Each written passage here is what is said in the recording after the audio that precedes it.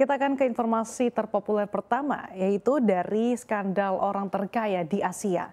Sejumlah skandal kini menerpa miliarder asal India, Gautam Adani. Sejak 24 Januari lalu, orang terkaya di Asia itu menghadapi tuduhan serius, yaitu pencucian uang dan manipulasi harga. Ini terkait tudingan perusahaan investasi asal New York, Heidenberg Research. Hal tersebut mengancam sebagian besar kekayaannya. Ia pun disebut memiliki sejumlah perusahaan cangkang di negara bebas pajak, yaitu di Karibia, Mauritius, dan hingga Uni Emirat Arab. Inilah yang dimanfaatkannya untuk meningkatkan pendapatan dan manipulasi harga pasar saham dan berbagai entitasnya. Tudingan Heidenberg muncul ketika kerajaan Adani berusaha menggalang dana segar dari masyarakat dan investor asing senilai 2,5 miliar dolar atau sekitar 37,5 triliun rupiah. Akibat laporan itu pula, saham yang terafiliasi dengan grupnya kini rontok parah di bursa India. Alhasil Adani kehilangan 68 miliar dolar. Gautam Adani sendiri mencoba melawan. Dalam laporan setebal 413 halaman, ia menyebut ini adalah serangan bukan hanya ke perusahaannya, namun juga India.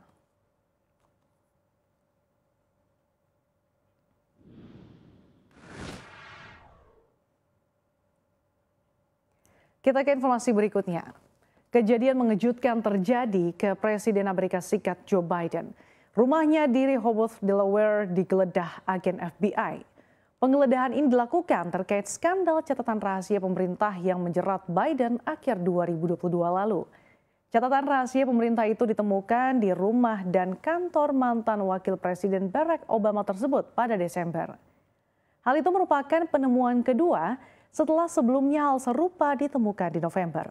Dalam Undang-Undang Amerika Serikat, Presiden dan Wakil Presiden diharuskan oleh undang-undang untuk mengembalikan catatan pemerintah ke administrasi arsip dan arsip nasional ketika mereka meninggalkan kantor.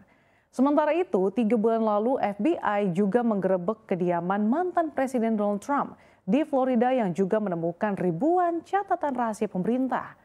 Namun hingga saat ini pihak Gedung Putih belum menanggapi hal ini.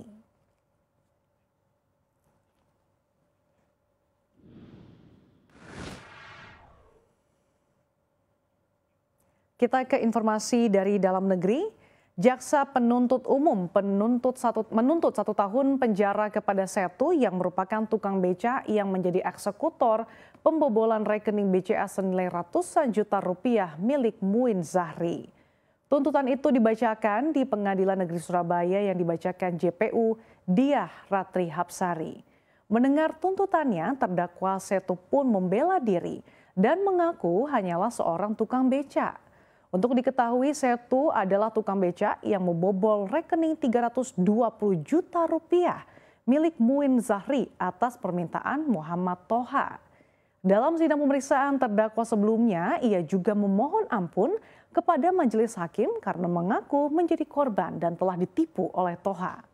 Setu mengaku ditipu oleh Toha yang berdalih meminta tolong untuk mengambil uang bapaknya yang sedang sakit. Oleh karena itu, Toha mengaku tidak bisa mengambil uang sendiri ke bank. Setu yang diupah 5 juta rupiah itu mengaku uang hasil kejahatan itu ia gunakan untuk kebutuhan kos.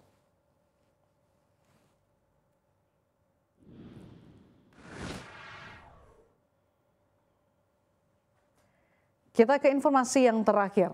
Nama Henry Surya kembali menjadi sorotan.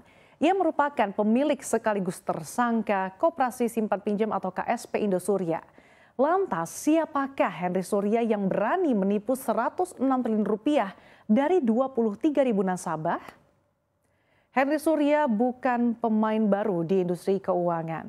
Dalam konferensi persnya tanggal 22 Juni 2020, ia menyebut kalau orang tuanya merupakan Effendi Surya yang sudah lama berbisnis di sektor keuangan dan properti.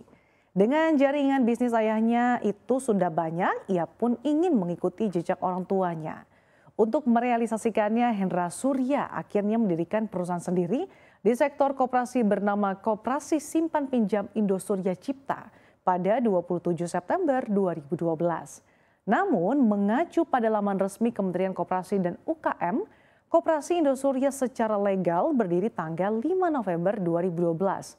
Di bidang manajemen, Henry Surya menjadi pemegang kendali dalam perusahaan tersebut sejak 2012 hingga Februari 2020.